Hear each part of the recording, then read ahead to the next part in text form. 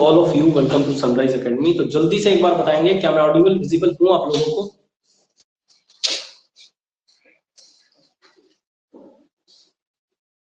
चलिए ठीक है, फिर स्टार्ट करते हैं। ठीक है भाई, कल हम लोगों ने केमिस्ट्री का इंट्रोडक्शन पढ़ा था और आज मैंने आपको बताया था कि आज हम अपना पहला टॉपिक पढ़ेंगे, क्या? Periodic table. ठीक है, पीरियोडिक टेबल। पीरियोडिक टेबल है क्या? देखो, वर्तमान में अगर मैं बात करूं तो हमारे केमिस्ट्री में कितने 118 एलिमेंट्स की खोज हो चुकी है ना? 118 एलिमेंट्स की, ठीक है ना? 118 एलिमेंट्स की वर्तमान में खोज हो चुकी है। इससे पहले 115 एलिमेंट्स थे, अगर आपने पढ़ते हो ना तो आपको पता होगा। इससे कुछ समय पहले 115 थे। एक समय था जब बनाना शुरू किया था तो उस समय मात्र 56 ही एलिमेंट्स थे, ठीक है ना? 56 क्या, जब सबसे पहले बनाना शुरू किया था तो 3 3 4 3 12 12 15 एलिमेंट्स पे बात हुई थी। ठीक है, उस समय 15-20 एलिमेंट्स थे इन पे बात हुई थी, लेकिन आज के समय पे तो 118 एलिमेंट्स की खोज हो चुकी है। और हो सकता है आने वाले टाइम में और की भी खोज हो जाए किसी की, है ना? जब नई नई पौधों की प्रजातियां मिल रही हैं, फिशेज की प्रजातियां मिल रही है, तो हो सकता है एलिमेंट भी मिल जाए, कोई तत्व भी मिल जाए। ठीक है, तो देखो, उन सारे तत्वों को एक जगह रखना, ठीक है ना, वही क्या? Periodic table. तो पीरियोडिक टेबल में हम एलिमेंट्स के बारे में पढ़ते हैं। और कितने एलिमेंट्स हैं? तो टोटल जो तत्व है, जो एलिमेंट्स हैं, टोटल कुल तत्व है वो 1 से लेकर के 118 तक है। 1 से लेकर के 118 तक है, ठीक है ना? तो कुल एलिमेंट्स की संख्या कितनी है? 1 से लेकर 118, यानी कि 118 एलिमेंट्स हमारे पीरियोडिक टेबल में, ठीक है ना? 118। तो पीरियोडिक टेबल है क्या? तो arrangement of elements in a table is known as periodic table, ठीक है ना? तो अरेंजमेंट ऑफ एलिमेंट्स, लिखिए इसकी definition. Arrangements of elements, arrangement of elements in a table, in a table is known as periodic table, is known as periodic table, is known as periodic table, ठीक है ना?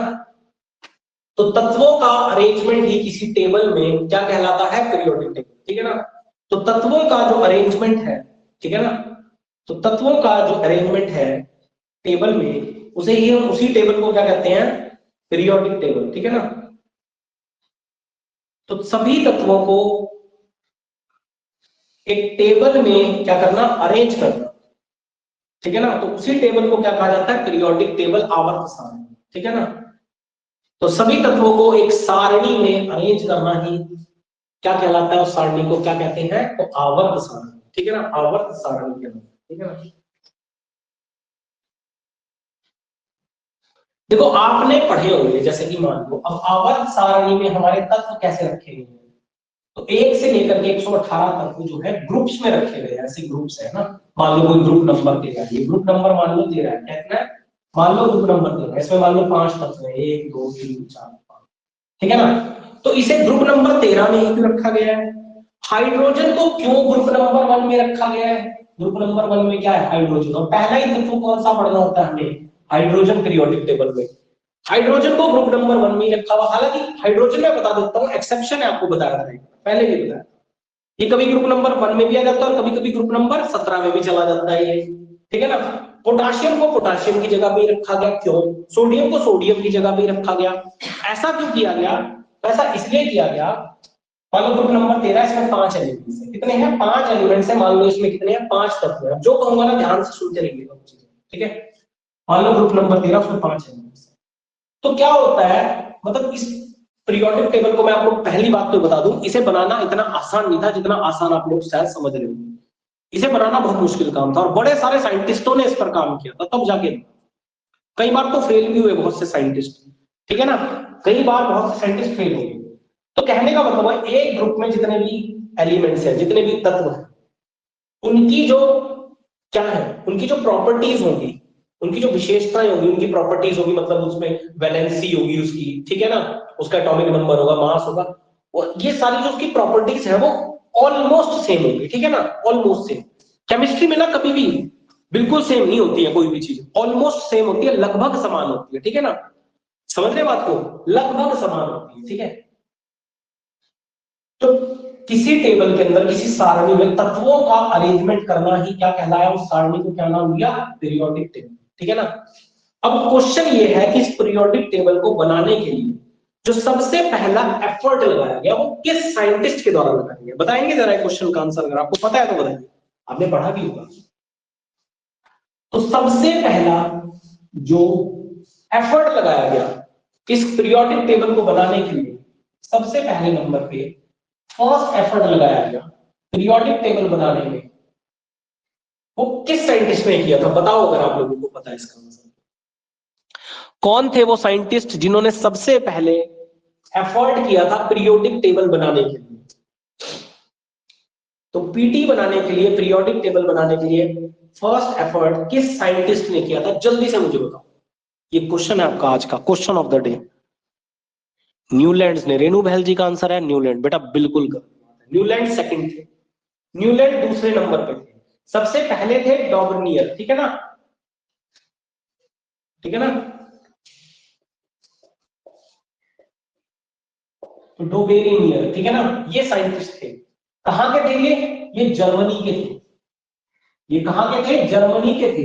और 1829 में इन्होंने अपना periodic table बनाना start किया था, ठीक है ना, 1829 में, ठीक है। 1829 में डॉबर्नियर नाम के साइंटिस्ट ने, डॉबर्नियर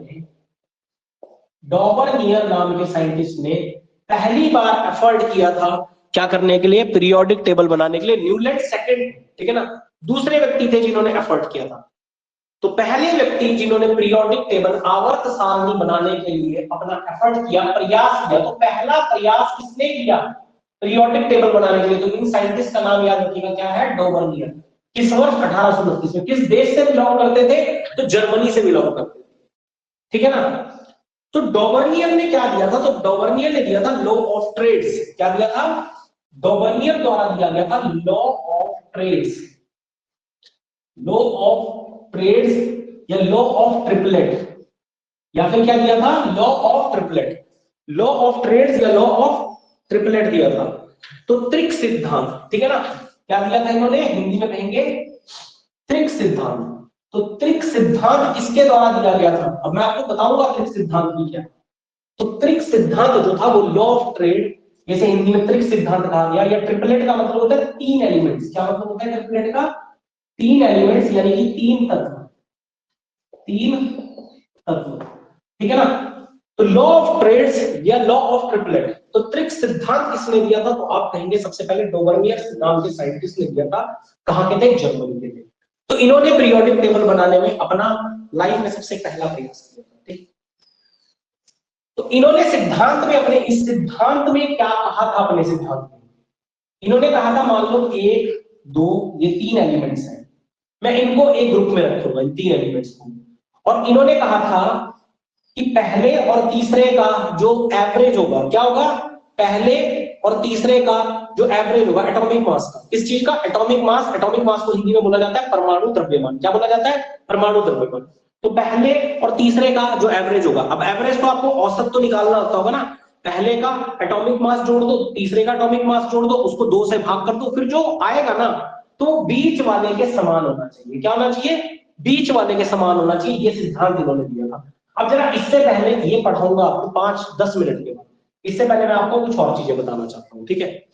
इस पे भी आऊंगा 5 मिनट के बाद आऊंगा, लेकिन अभी ठीक है, इसको हटाओ जरा, 5 मिनट के बाद वापिस से आऊंगा और बताऊंगा आपको इन्होंने क्या सिद्धांत दिया था, ठीक है। तो सबसे पहले तो क्या होता है, सबसे पहले एटॉमिक नंबर, किसी भी तत्व का क्या होता है, एटॉमिक नंबर, इसको बोलते हैं परमाणु क्रमांक, क्या बोलते हैं,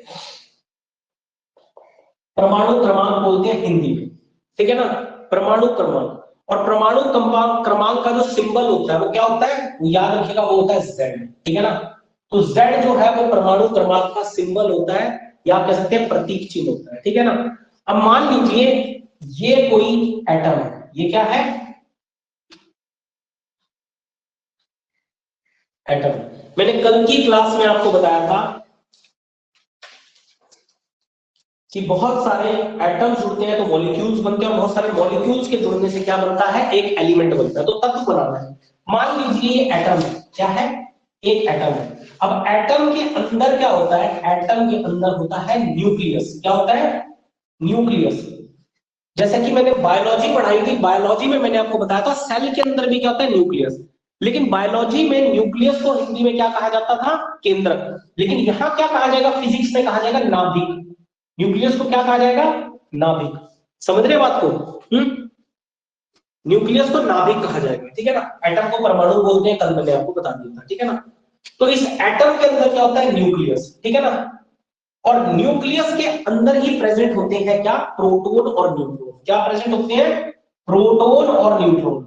प्रोटॉन और न्यूट्रॉन। आपने एक चीज पढ़ी होगी कि atom is made up of electron, proton and neutron. क्या पढ़ा होगा, इलेक्ट्रॉन, प्रोटॉन एंड न्यूट्रॉन। ये आपने पढ़ा हुआ होगा कि एटम किसका बना हुआ होता है, इलेक्ट्रॉन, प्रोटॉन और न्यूट्रॉन का बना हुआ होता है, ठीक है ना। तो एटम, परमाणु किसका बना हुआ होता है, इलेक्ट्रॉन, प्रोटॉन और न्यूट्रॉन का, ठीक है ना। अब इस एटम के बाहर क्या होती है, इसकी शेल होती है। क्या होती है, इसकी शेल, या इसे आप कह सकते हैं इसकी ऑर्बिट होती है। तो इसकी कक्षा या कक्षक आप कह सकते हैं हिंदी में। तो इसी एटम की, इस परमाणु का क्या होता है, एक शेल होती है, आउटर शेल, बाहरी कक्षा या कवच होता है, इसका कक्षक होता है, ठीक है ना, जिसे हम शेल या ऑर्बिट कहते हैं। और इसी में क्या होते हैं, इसी में इलेक्ट्रॉन होते हैं। क्या होते हैं, इसी शेल में क्या होते हैं, इलेक्ट्रॉन होते हैं, ठीक है ना।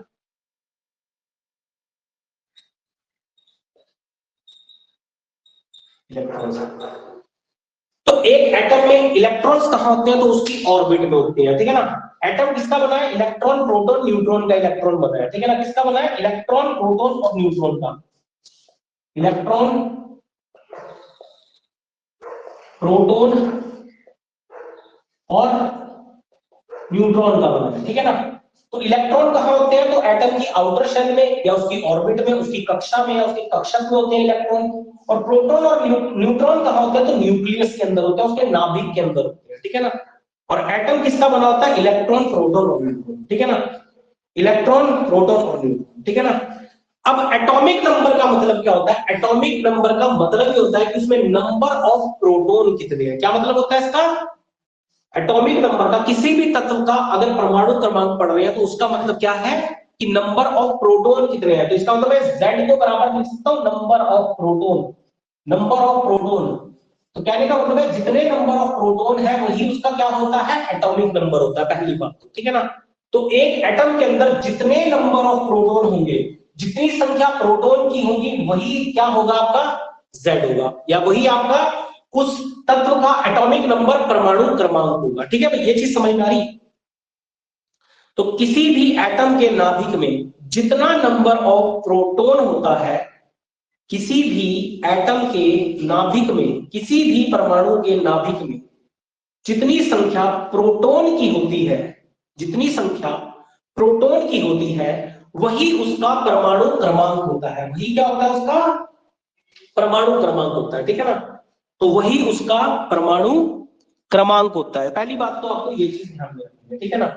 अब एक चीज मैं आपको यहीं पर और बताता हूं, ठीक है ना। मान लो मैंने कोई तत्व लिया, मैंने लिया सोडियम या मैंने लिया क्लोरीन।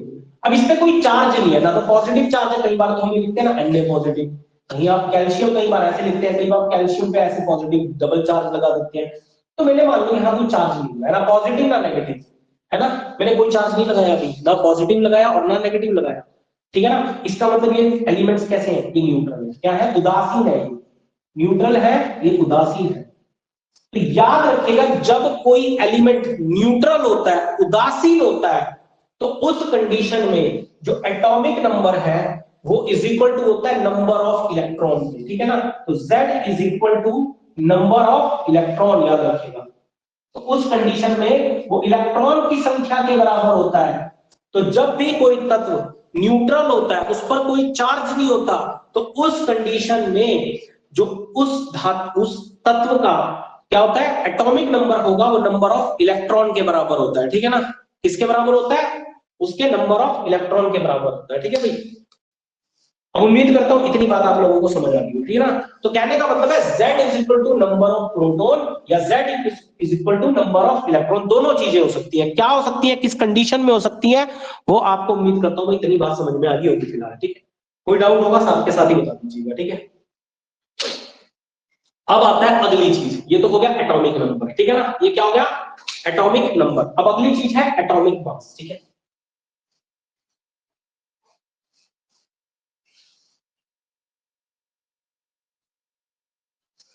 अब अगली चीज है एटॉमिक मास।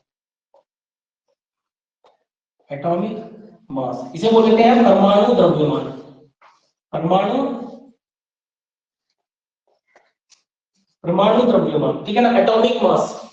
एटॉमिक मास इसे कहा जाता है परमाणु द्रव्यमान। ठीक है ना, एटॉमिक मास को हम डिनोट करते हैं किससे, तो इसको डिनोट करते हैं कैपिटल ए से।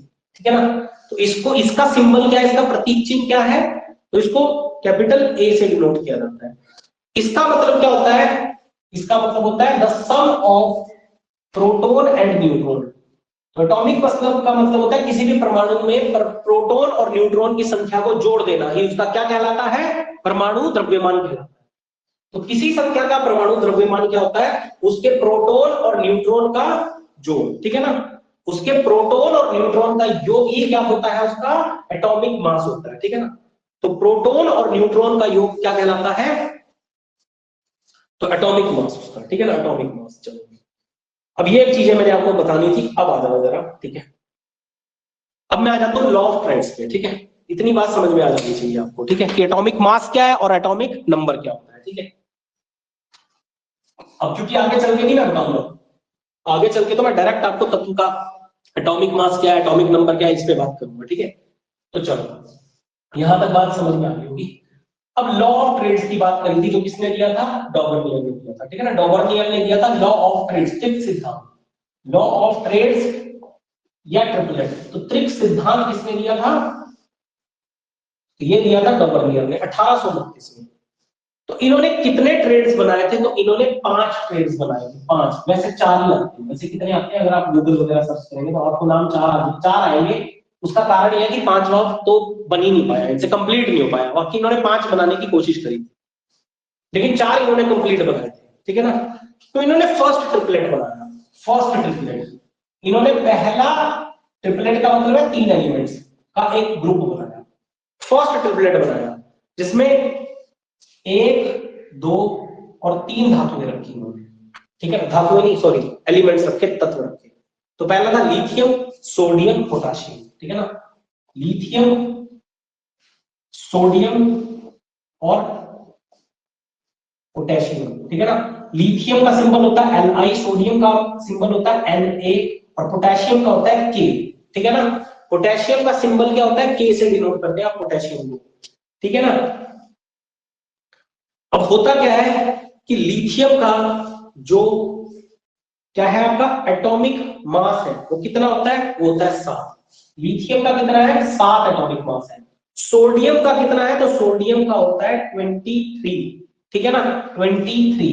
और पोटेशियम का कितना होता है, 39। तो मैंने आपको बताया था कि फॉर्मूला क्या था, फॉर्मूला था कि दूसरे वाला जो बीच वाला है ना, ये दूसरे वाला, ये किसके बराबर होगा, पहले और दूसरे के एवरेज के, है ना, पहले और दूसरे के एवरेज के, पहला और दूसरा बटा 2, है ना, एवरेज तो यही होता है ना। तो पहले का क्या है 7, दूसरे का क्या है 39, और बटा कर दिया आपने 2, कितना आ जाएगा 39 और 7 कितने होते हैं 46, और 46 को जब काटोगे 2 से तो कितना आएगा 23। 23 आ गया, बीच वाले का 23 होना चाहिए, है 23, हाँ है। तो इसका मतलब फर्स्ट ट्रिपलेट क्या हो गया, सक्सेसफुल हो गया। फर्स्ट ट्रिपलेट क्या हो गया, सक्सेसफुल हो गया। तो हमारे डॉबर्नियर साहब क्या हो गए, सक्सेसफुल हो गए पहला ट्रिपलेट बनाने में। ठीक है ना, क्योंकि इन्होंने जो कहा था ना कि पहले और तीसरे का औसत जो होगा वो बीच वाले के बराबर होगा, और वो चीज सिद्ध कर दी इन्होंने। क्या कर दी, सिद्ध कर दी इन्होंने अपने इसमें। ठीक है, कर दी सिद्ध। अब इन्होंने सेकंड ट्रिपलेट बनाया इसके बाद। ठीक है ना, दूसरा ट्रिपलेट। फर्स्ट ट्रिपलेट तो इनका सक्सेसफुल रहा। ठीक है, अब दूसरा, 5 में से मात्र 2 ही सक्सेसफुल हो पाए थे, बाकी 3 में तो भाई साहब ये फेल हो गए थे बनाने में ट्रिपलेट, और इनका ये ट्रिपलेट खुद ही फेल हो गया था और ये खुद भी फेल हो गए थे। दूसरा ट्रिपलेट बना, सेकंड ट्रिपलेट, सेकंड ट्रिपलेट इनका बना जिसमें पहली धातु, दूसरी धातु और तीसरी धातु, ठीक है ना। तो कौन सी ली? कैल्शियम, स्ट्रोंटियम और बेरियम, ठीक है ना। कैल्शियम, स्ट्रोंटियम और बेरियम, कैल्शियम, स्ट्रोंटियम और बेरियम, ये इनके सिंबल्स हैं, CaSt और Ba, ठीक है ना। CaSt और Ba ये इनके सिंबल्स हैं, ठीक है। अब कैल्शियम का कितना है? तो कैल्शियम का एटॉमिक मास है 40.1, कितना है? 40.1, 40.1, ठीक है। स्ट्रोंटियम का कितना है? तो 87.6, कितना है? 87.6। और बेरियम का कितना है? तो 137.3, 137.3, ठीक है ना। अब बात वही है, बात क्या है? पहले और तीसरे का औसत किसके बराबर होना चाहिए? बीच वाले के। तो देखो यहां हुआ 40 प्लस 137.1, छोड़ दो यार, क्योंकि केमिस्ट्री में इतना माना जाता है, ठीक है ना, पॉइंट वगैरह का हल्का फुल्का सा कोई दिक्कत नहीं। 40 प्लस 137 बटा दो, ठीक है ना। 40 और 137 को जोड़ा आपने, कितना आ गया? तो 3 4 5 6 7, ठीक है ना, 167/2। तो ये आ गया 80, 80 और 83.5, कितना आ गया? नहीं नहीं 160, ठीक है 100, ठीक है 160 का आधा 80 और 7 का आधा कितना? 3.5, ठीक है 83.5 आ गया। कितना आ गया? 80, नहीं नहीं मैं से गलत हो गया शायद, 3 4 5 6 7 आएगा, ठीक है 7 आएगा, ठीक है 7 आएगा। और ये आ जाएगा 88.5, कितना आ गया? 88.5 आ गया, ठीक है ना, 88.5 आ गया, ठीक है ना। ये आ गया 88.5, ठीक है ना। तो 88.5 और आना कितना चाहिए था? 87.6, कितना आना चाहिए था? 87.6। लेकिन इसमें पूरा एक का भी वेरिएशन नहीं था, पॉइंटों में वेरिएशन था 0.09 का, कितना था? 0.9 का वेरिएशन था। तो इसको भी सक्सेसफुल मान लिया गया, क्योंकि केमिस्ट्री में इतना चलता है, तो ऑलमोस्ट सेम होना चाहिए, पूरा पूरा सेम की जरूरत नहीं, ठीक है। तो ये सक्सेसफुल तो नहीं रहा, लेकिन इसको मान सकते हैं कि लेस सक्सेसफुल, थोड़ा सा सक्सेसफुल रहा, पूरा सक्सेसफुल नहीं रहा। लेकिन फर्स्ट ट्रिपलेट जो था वो पूरा सक्सेसफुल रहा था, ठीक है ना, पूरा सक्सेसफुल रहा था फर्स्ट ट्रिपलेट। लेकिन सेकंड लेस सक्सेसफुल रहा, थोड़ा सा वेरिएशन आ गया 0.9 का, ठीक है। लेकिन फिर भी केमिस्ट्री के सामने माना गया कि इतना चल सकता है वेरिएशन, ठीक है ना। क्योंकि मैंने बताया ना, तो केमिस्ट्री में ऑलमोस्ट सेम होनी चाहिए, बिल्कुल सेम होनी जरूरी नहीं है, ठीक है, ऑलमोस्ट सेम, लगभग समान। तो ये लेस सक्सेसफुल माना गया। इसके बाद बना थर्ड ट्रिपलेट, ठीक है ना, या थर्ड ट्रिपलेट बना। इसके बाद बना थर्ड ट्रिपलेट या थर्ड ट्रिपलेट, थर्ड ट्रेड या थर्ड ट्रिपलेट बना, ठीक है ना। तो ये इसमें क्या बना? क्लोरीन, ब्रोमीन और आयोडीन, ठीक है ना, क्लोरीन, ब्रोमीन और आयोडीन, क्लोरीन, ब्रोमीन और आयोडीन। क्लोरीन का सिंबल C, ब्रोमीन का Br और आयोडीन का I, ये सिंबल है इसके, ठीक है। वही मैं बात करूं इनके किसकी? एटॉमिक मास की। तो यहां है 35.5, 80 और 127, ठीक है ना। ठीक है, ये क्या है इनके? तो ये है इनके एटॉमिक मास। अब आपको पता है कि पहले और तीसरे का औसत क्या होना चाहिए? तो होना चाहिए इसके बराबर। अब जरा निकालो फटाफट से, मुझे बताओ कितना आ रहा है औसत। अब मैंने 2 के निकाल दिया, तीसरे का आप निकाल लो फटाफट से, ठीक है। तीसरे का फटाफट से निकाल दो शिकारी, फटाफट से।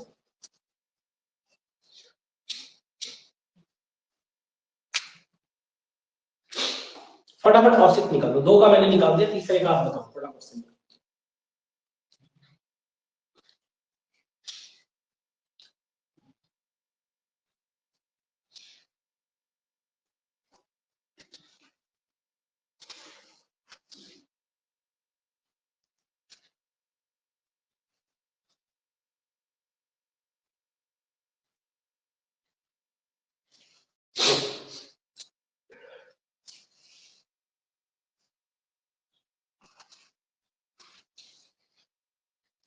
जल्दी बताओ भाई, आया नहीं?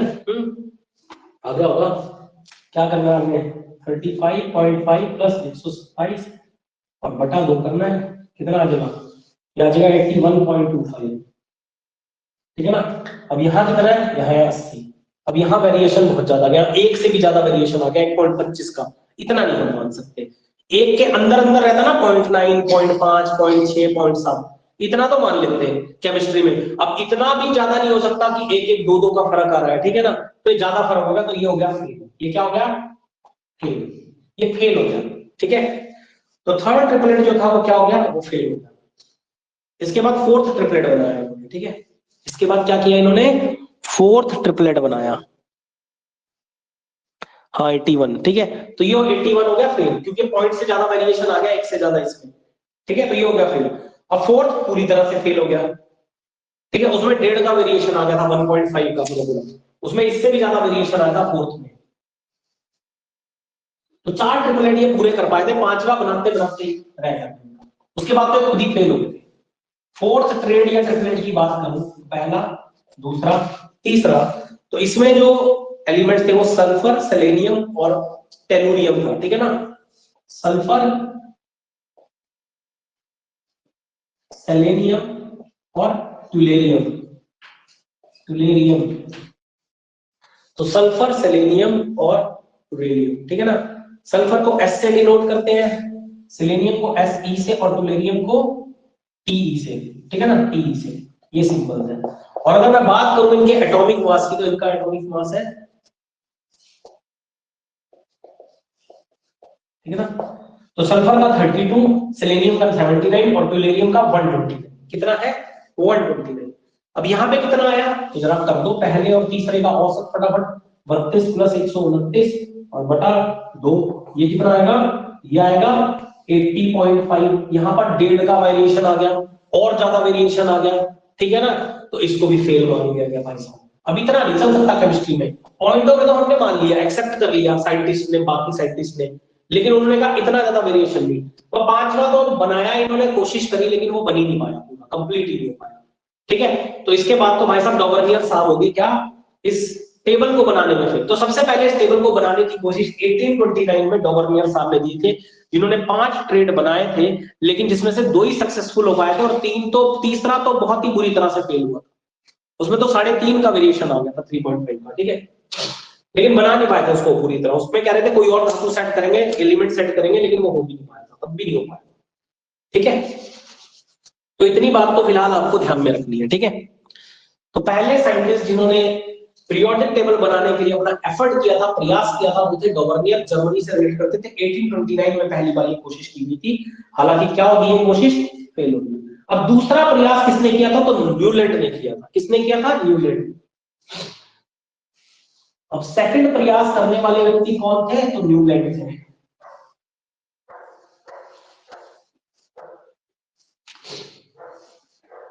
दूसरे नंबर पे सेकंड एफर्ट करने वाले, दूसरी बार प्रयास करने वाले कौन थे?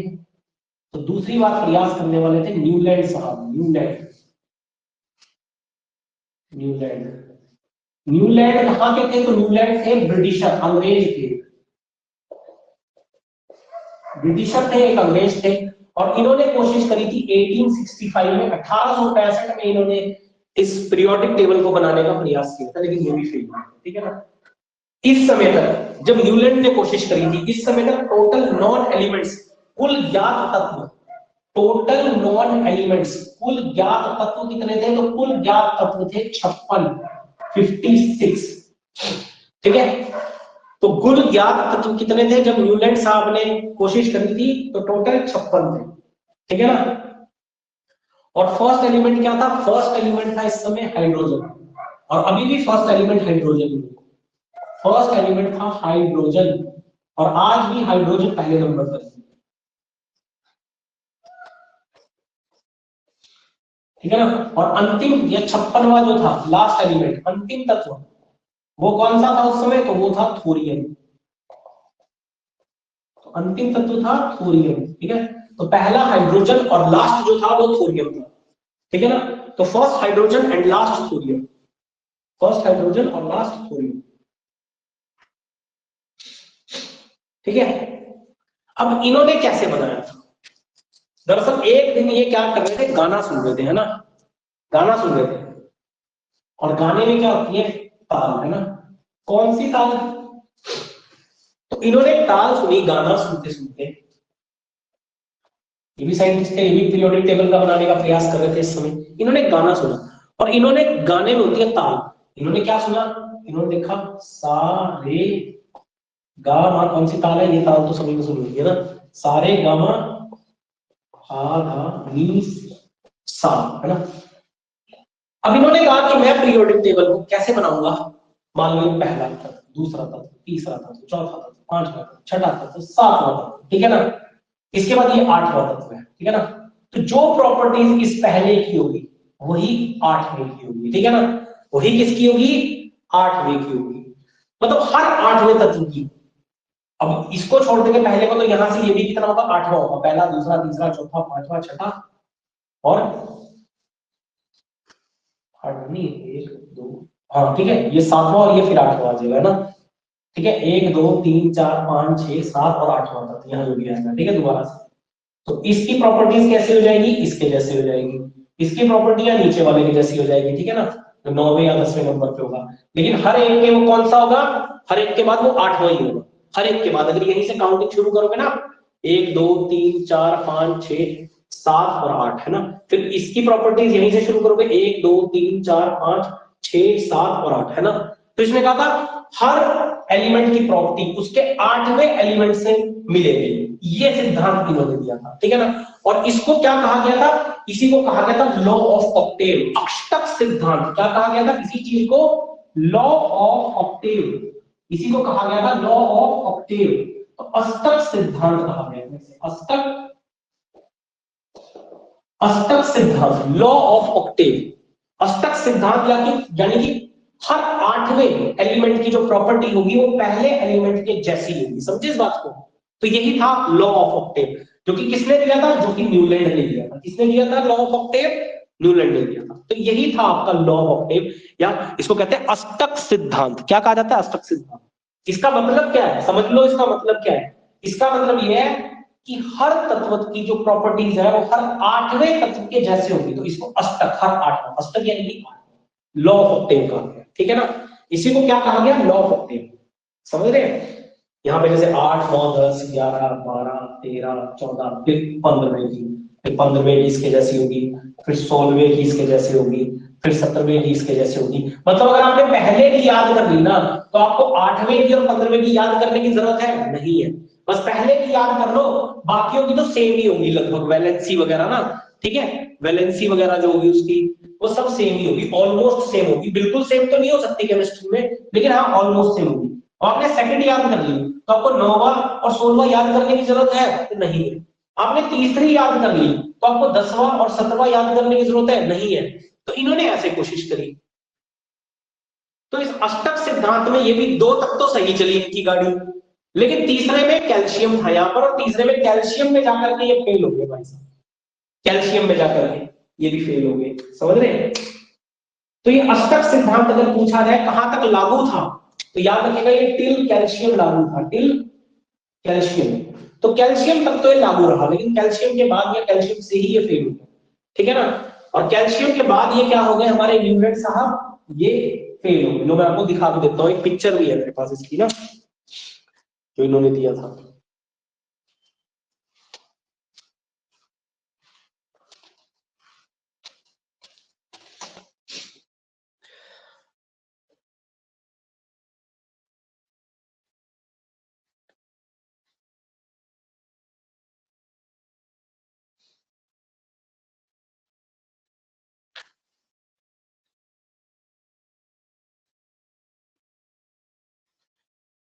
ये देखो, ये है हमारे न्यूलैंड साहब, ठीक है ना। ये है क्या, न्यूलैंड साहब। देखो इन्होंने ये दिया था अष्टक सिद्धांत। ये क्या कर रहे थे, इंक्रीजिंग एटॉमिक मास। तो इन्होंने बढ़ता हुआ एटॉमिक मास लिया था। क्या लिया था, यहां से देखो, बढ़ता हुआ इंक्रीजिंग एटॉमिक मास लिया था, लेफ्ट टू राइट। तो बाएं से दाएं की ओर इन्होंने कैसा, इंक्रीजिंग एटॉमिक मास, तो बढ़ता हुआ परमाणु द्रव्यमान लिया था, ठीक है। तो ये पहला है आपका HF और Cl, है ना। ये कामयाब रहा। ये दूसरा लिथियम, सोडियम और पोटाशियम, ये भी कामयाब रहा। लेकिन जो तीसरा था ना, ये कैल्शियम वाला, ये फेल हो गया था इनका, कैल्शियम। तो ये अष्टक सिद्धांत, ऑक्टेव लॉ, ये कैल्शियम तक तो सही चला, लेकिन कैल्शियम के बाद हमारे न्यूलैंड साहब भी फेल हो गए, जिन्होंने ऑक्टेव्स लॉ दिया था। क्या दिया था 1865 में? Octave law. ये इनकी फोटो भी लगी हुई है न्यूलैंड साहब की, ठीक है। तो ये भी फेल हो गए थे हमारे न्यूलैंड साहब, ठीक है ना। इनकी भी जो थी, जैसे हमारे क्या नाम था, डॉबर्नियर साहब की, सिर्फ 2 ही ट्रेड सक्सेसफुल हो पाए थे, लेकिन तीसरे में फेल हो गए थे। तो ये भी तीसरे में जाकर के कैल्शियम पे जाके फेल हो गए थे, ठीक है। उससे पहले ठीक बता रहे थे, उससे पहले ठीक चल रहा था, और देखो इंक्रीजिंग है, हाइड्रोजन 1, लिथियम का 7, ठीक है ना। उससे पहले सही चल रहे थे, लेकिन ये भी फेल हो गए थे, ठीक है, बाद में चल करके। चलो फिर,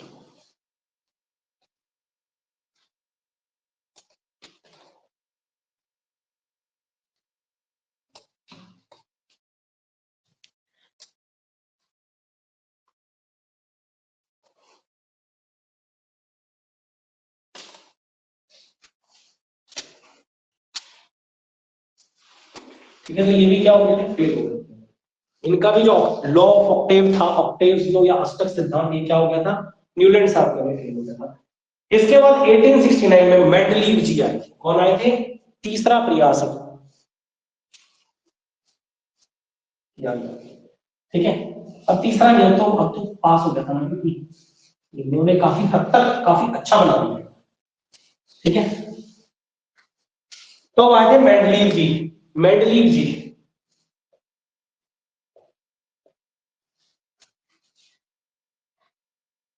तो मेंडलीव जी 1869, तो 1869 में मेंडलीव साहब, ठीक है। हालांकि इनका पीरियोडिक टेबल में 1869 में इन्होंने तैयार कर दिया था, हालांकि ये पब्लिश हुआ था 1872 में एक अखबार में, 1872 में पब्लिश हुआ था पहली बार, हालांकि बन के तैयार हो गया था 1869 में, ठीक है ना। लेकिन ये पब्लिश किस वर्ष हुआ ये पीरियोडिक टेबल? तो आप कहेंगे 1872 में एक अखबार में पब्लिश हुआ। तो इन्होंने पहली बार क्या किया था कि एलिमेंट्स को ग्रुप और पीरियड में बांटने वाले, ठीक है ना। तो एलिमेंट्स को याद रखिएगा, इन्होंने ऐसे कुछ ग्रुप्स बनाए, क्या बनाए, ग्रुप्स। तो ऐसे व्यक्ति थे पहली बार जिन्होंने एलिमेंट्स को, और इसको कहते हैं पीरियड, ठीक है ना। तो पहले ऐसे साइंटिस्ट थे मेंडलीव जी, जिन्होंने एलिमेंट्स को, तत्वों को समूह और आवर्त में बांटा था, ठीक है ना। तो एलिमेंट्स, तत्वों को तत्वों को समूह और आवर्त में बांटा था, ठीक है ना। तो तत्वों को इन्होंने समूह और आवर्त में बांटा था, ठीक है ना। तो ग्रुप्स और पीरियड्स में बांटा था इन्होंने, ठीक है ना।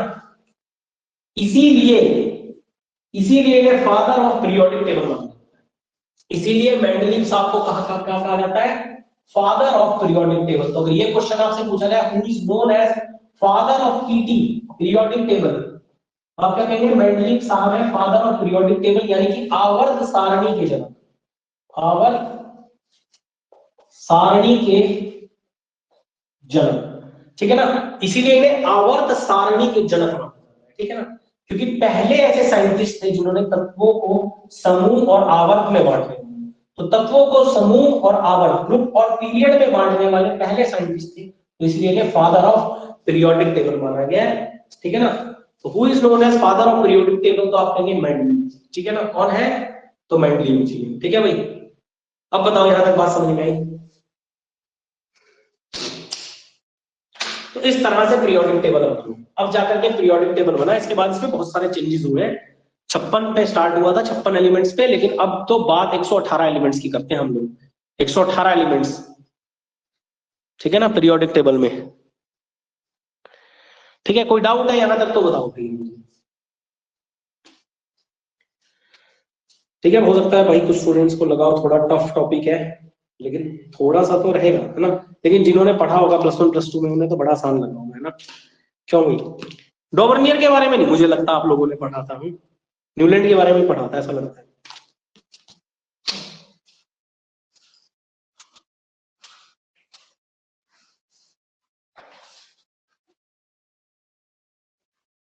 अच्छा, पढ़ा था बट भूल जाते हैं। चलो कोई बात नहीं, लेकिन ध्यान रखना एग्जाम का क्वेश्चन है भाई ये, ठीक है ना। अब ध्यान रखना है क्योंकि एग्जाम का ही क्वेश्चन है कि सबसे पहले पीरियोडिक टेबल बनाने का प्रयास किस साइंटिस्ट ने किया था, तो डॉबरनियर ने किया था सबसे पहले 1829 में।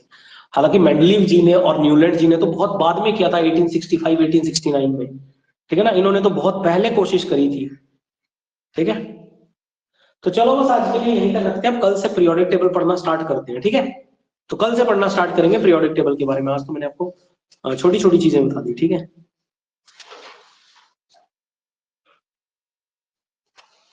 चलो ठीक है, फिर मिलते हैं हम नेक्स्ट क्लास में आपको, ठीक है।